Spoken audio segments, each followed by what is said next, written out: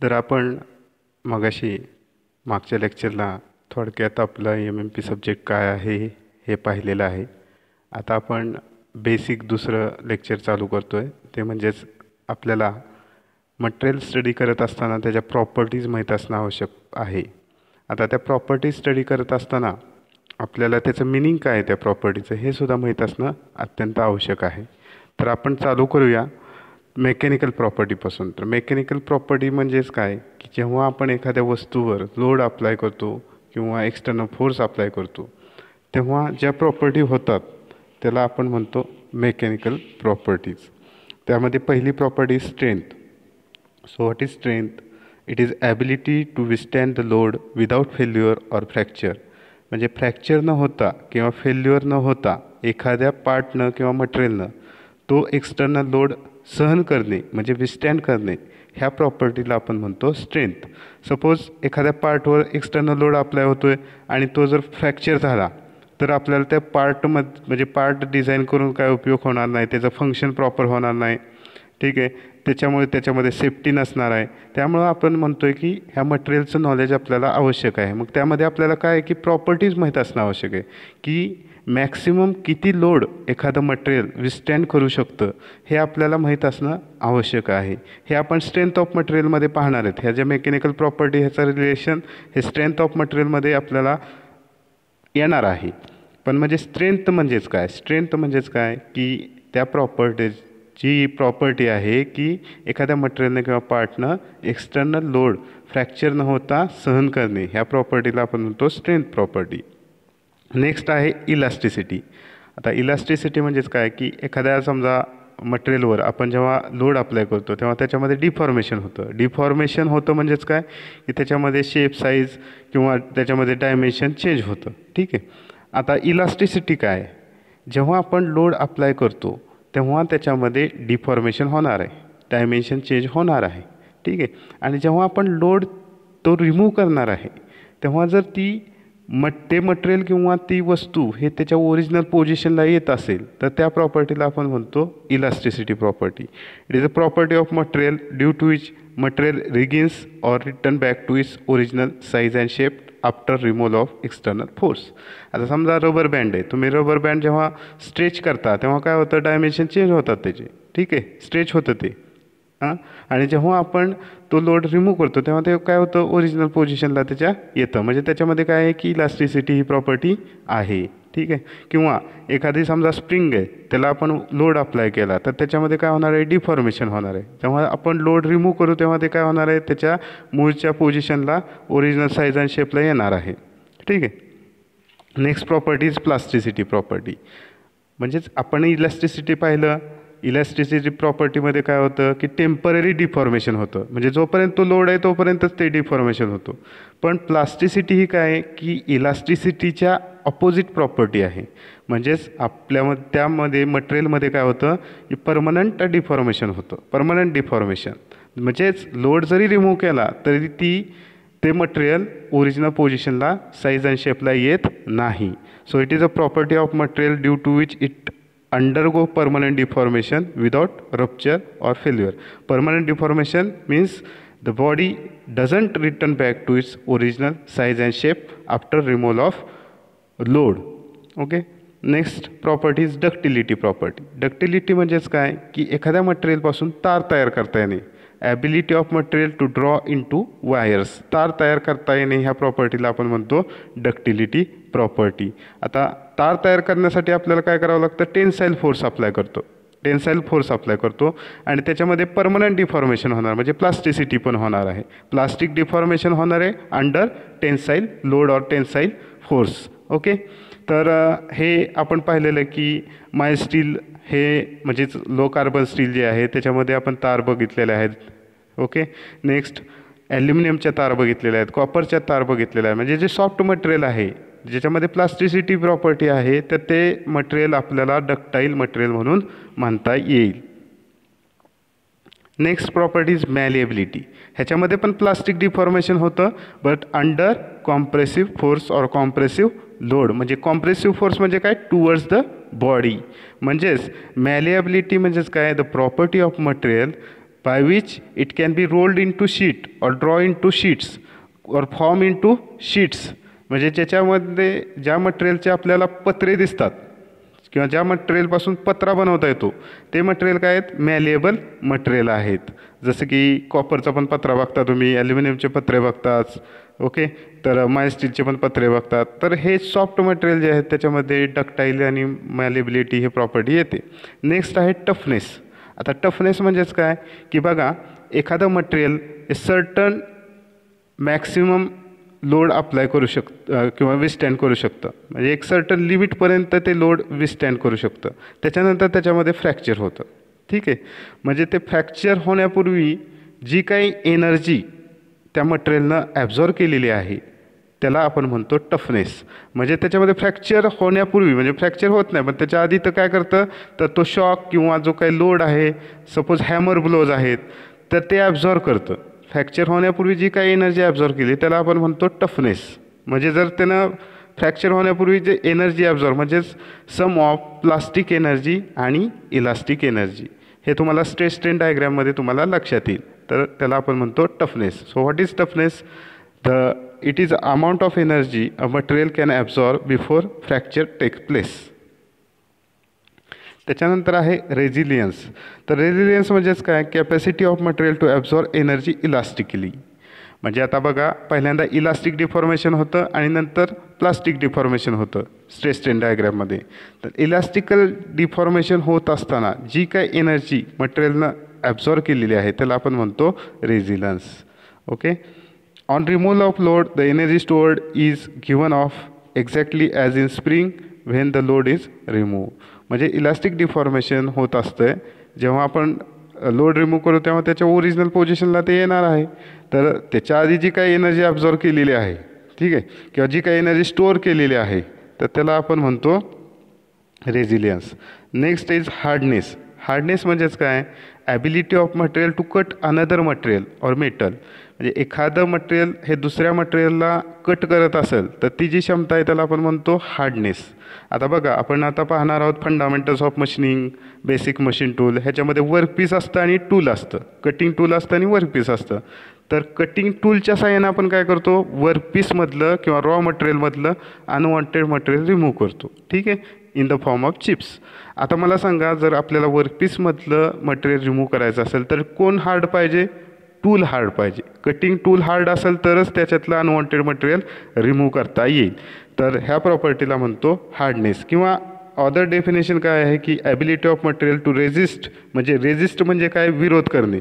Resist to scratching, scratch होण्यापासून विरोध करणे, ॲब्रेशन होण्यापासून विरोध करणे, कटिंग होण्यापासून विरोध करणे, किंवा पेनिट्रेट होण्यापासून विरोध करणे, किंवा इंडेंटेशन म्हणजे खाचखळगे म्हणतो त्याला आपण, त्याच्यापासून विरोध करणे. तर त्याला आपण म्हणतो hardness. Next is stiffness. Stiffness म्हणजेच काय, resistance of material to elastic deformation. Elastic डिफॉर्मेशनला केलेला विरोध म्हणजेच stiffness. Next is brittleness. Brittleness म्हणजेच काय, it is property of material of breaking without much permanent distortion or deformation.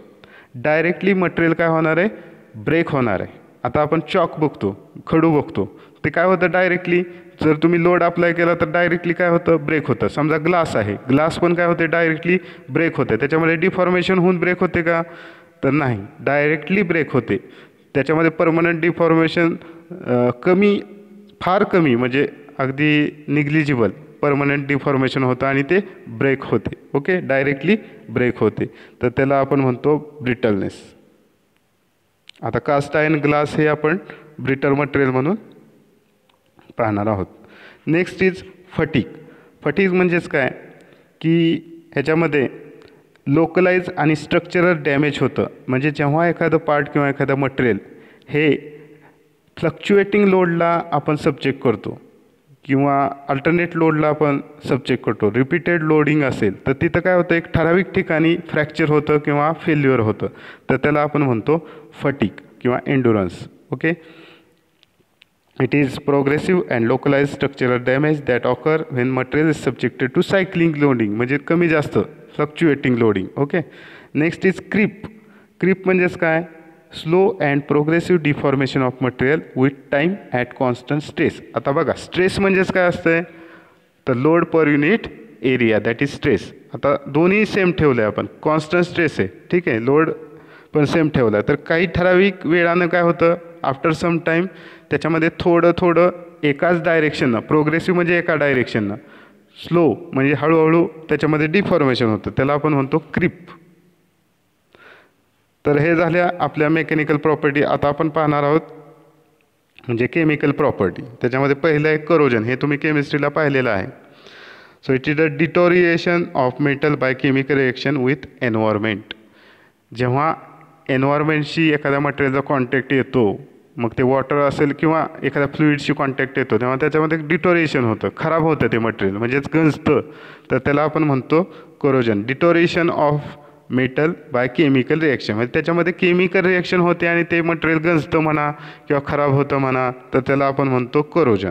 Next is oxidation. जेव्हा ॲटमॉस्फिअरमधल्या ऑक्सिजनचा त्याच्याशी संपर्क येईल मटेरियलचा, तेव्हा त्याच्यामध्ये काय होतं, तर ऑक्साईड त्यामध्ये तयार होतं, त्याला आपण म्हणतो oxidation. The process in which material reacts with oxygen two form layer of metallic oxide on the surface that is oxidation.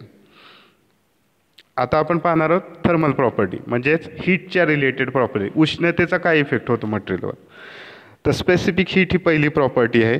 So it is amount of heat required to raise the temperature of unit mass of substance through 1 degree Celsius.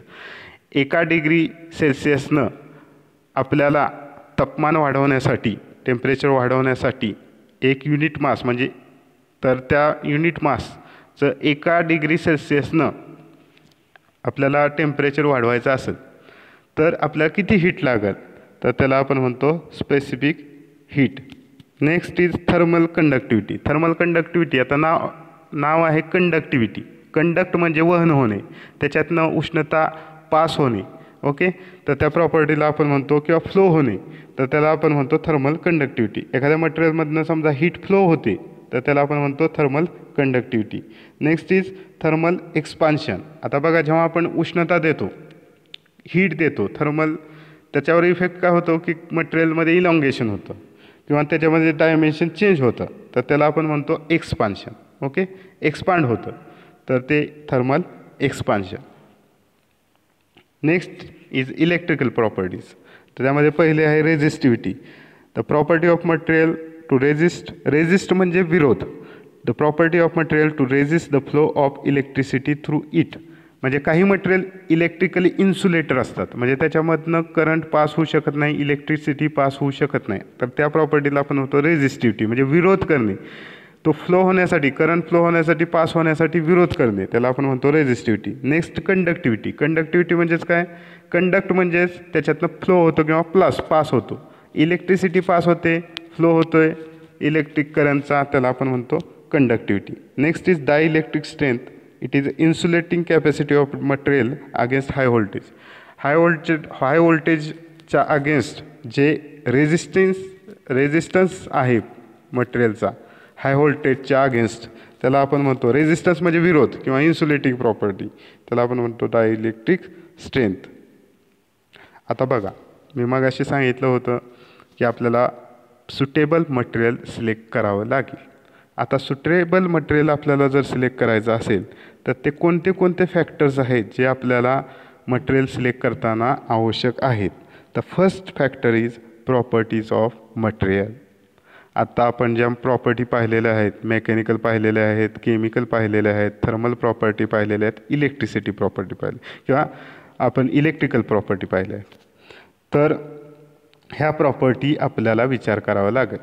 म्हणजे एखादा part आहे, मग त्या पार्टवर हे समजा continuously load apply होतो, ठीक आहे, तर तो पार्ट काय होईल की ठराविक लिमिटपर्यंत तो लोड सहन करेल, नंतर फ्रॅक्चर होईल. आणि जर समजा आपला पार्ट फ्रॅक्चर झाला तर ते काय होईल, तर ते सेफ्टीच्या दृष्टीनं अवघड होईल, त्याचे फंक्शन व्यवस्थित होणार नाही, परफॉर्मन्स व्यवस्थित देणार नाही, ठीक आहे. म्हणजेच आपल्याला मेकॅनिकल प्रॉपर्टीचा विचार करावा लागेल की आपण समजा एखादा पार्ट डिझाईन केला आहे, तर त्याच्यावर कोणते कोणते लोड किंवा कोणते कोणते फोर्सेस ॲक्ट होणार आहे आणि त्याचा इफेक्ट एक्सटर्नल लोडचा त्याच्यावर काय होणार आहे, तर ते आपल्याला प्रॉपर्टी महत्त्वाची मेकॅनिकल. त्याच्यानंतर समजा आपण एखादा पार्ट असा डिझाईन केला की तो कंटिन्युअसली काय होतो आहे की वॉटरच्या किंवा ऑइलच्या कॉन्टॅक्टमध्ये येतो आहे, मग त्याच्यामध्ये करोजन होण्याची शक्यता असते, तर त्याचाही आपल्याला त्यामध्ये विचार करावा लागेल, बरोबर आहे. त्याच्यानंतर समजा आपल्याला असा पार्ट बनवायचा आहे की त्याच्यामध्ये थर्मल कंडक्टिव्हिटी पाहिजे, त्याच्यामध्ये उष्णता वहन झाली पाहिजे, पण आपण ते मटेरियल असं निवडलं की त्याच्यामधनं उष्णता पासच होत नाही. ठीक आहे, समजा सिमेंट आपण निवडलं किंवा सिरॅमिकचं निवडलं किंवा ग्लासचं निवडलं, तर त्याच्यामध्ये काय होतं आहे की समजा उष्णता जास्त पास होत नाही, तर मग चालेल का? तर त्यासाठी करेक्ट मटेरियल निवडण्यासाठी प्रॉपर्टी, मग ते आपल्याला जी काही रिक्वायरमेंट आहे त्याच्यानुसार आपल्याला ते मटेरियल सिलेक्ट करावं लागतं. मग त्यासाठी प्रॉपर्टी माहीत असणं आवश्यक आहे की कोणत्या मटेरियलमधनं उष्णता पास होते, कोणत्या मटेरियलमध्ये उष्णता पास होत नाही, हीट पास होत नाही. नेक्स्ट इलेक्ट्रिक प्रॉपर्टी, मग ते पण तसंच आहे की कोणत्या मटेरियलमध्ये इलेक्ट्रिकल इन्सुलेटर आहे, कोणतं मटेरियल इलेक्ट्रिक कंडक्टर आहे, तर ते आपल्याला पाहावं लागणार आहे. ठीक आहे. Next is performance requirement. आता आपण एखादा पार्ट डिझाईन केला, तर त्यानं त्याचा जे काही ज्या हेतूसाठी तो पार्ट डिझाईन केलेला आहे तर त्याचं परफॉर्मन्स त्यानं फेल न होता, त्याच्यामध्ये फेल्युअर न होता त्यानं दिलं पाहिजे, म्हणजे लाँग लाईफ आपल्याला तो पार्ट यूज होईल. ओके.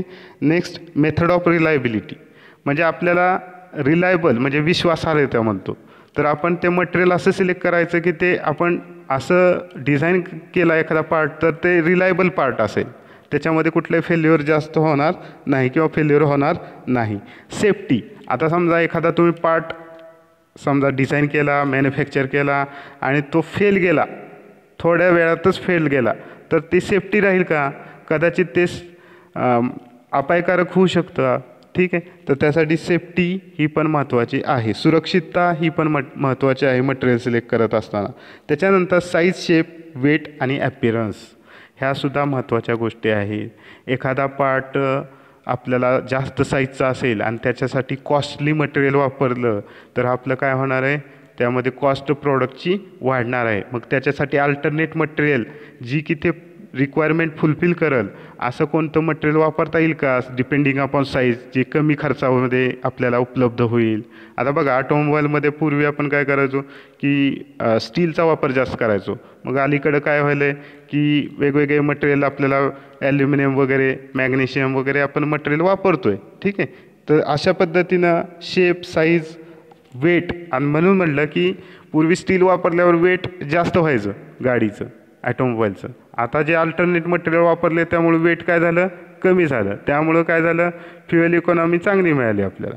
ठीक आहे, इमिशन कमी झालं, तर ते सुद्धा आपल्याला त्यामध्ये विचार करावा लागेल. आणि ॲपिरन्स, आता बघा एखाद्या मटेरियलचा सरफेस फिनिश चांगला येतो, त्याच्यावर मशिनिंग केल्यावर सरफेस फिनिश चांगला येतो, किंवा एखाद्या मटेरियलचा एवढा येत नाही, तर त्याचा पण ॲपिरन्सचा पण आपल्याला विचार करावा लागेल. Next is environmental conditions. आता एन्व्हायरमेंटल कंडिशन्स, आता आपण जर विचार केला तर अलीकडं तुम्ही बघितलं आहे की प्लास्टिकवर बॅन आहे. तर त्या काय होतं की पर्यावरणाला ते अपायकारक आहे, डॅमेज टू एन्व्हायरमेंट. ठीक आहे, आफ्टर कंबशन. तर त्याच्यामुळं एन्व्हायरमेंटल कंडिशनचा पण आपल्याला त्यामध्ये विचार करावा लागेल. नेक्स्ट इज अवेलेबिलिटी, ते मटेरियल सहजगत्या अवेलेबल झालं पाहिजे. नाहीतर आपल्याला समजा आपलं मॅन्युफॅक्चरिंग युनिट असेल किंवा आपलं प्लॅन्ट असेल आणि आपल्याला अवेलेबल झालं एका वर्षानं मटेरियल, तर चालेल का? नाही. तर त्यामुळं आपल्याला अवेलेबिलिटी मटेरियलचा पण विचार करायला, सहजगत्या अवेलेबल झालं पाहिजे. कॉस्ट, मी मगाशीच सांगितलं की कॉस्ट आणि ह्या इकॉनॉमिक फॅक्टर आहे, तो पण आपल्याला फॅक्टर कन्सिडर करावं लागतं एखादा मटेरियल सिलेक्ट करताना. आणि नेक्स्ट म्हणजे लास्ट म्हणजे डिस्पोजेबिलिटी किंवा रिसायकलेबिलिटी. ते मटेरियल रिसायकल झालं पाहिजे, परत परत यूज करायला पाहिजे, करता आलं पाहिजे. आता थर्मोप्लास्टिक बघता, ते परत परत हीट केल्यावर सॉफ्ट होतं, म्हणजे परत परत आपण यूज करू शकतो, परत परत त्याला शेप देऊ शकतो, माउल्ड करू शकतो, रिसायकल. आणि डिस्पोजेबिलिटी म्हणजेच काय, आता मी सांगितलं प्लास्टिकला बॅन आहे का, तर ते डिस्पोजेबल नाही, तर ते डिस्पोज पण करता आलं पाहिजे. ठीक आहे, तर आजच्या दिवस आपण इथंच थांबत आहोत. नेक्स्ट लेक्चरला आपण आपल्या करिक्युलमनुसार आपण शिकवायला चालू करणार आहोत. हे आजचं जे 2 लेक्चर किंवा 2 लिंक मी टाकलेल्या आहेत त्या फक्त बेसिकसाठी होत्या. आपल्याला मटेरियल हा चॅप्टर उद्यापासून स्टार्ट करायचा आहे, 3ऱ्या लेक्चरपासून. तर माझी सर्वांना सांगणं आहे की बाबा तुम्ही जे यूट्यूब लिंक आहे ती तुम्ही पहा आणि जर तुम्हाला काही डाऊट्स असतील तर मला व्हॉट्सअप नंबरवर तुम्ही मेसेज करू शकता, मी त्याचे उत्तरं देईन. ठीक आहे.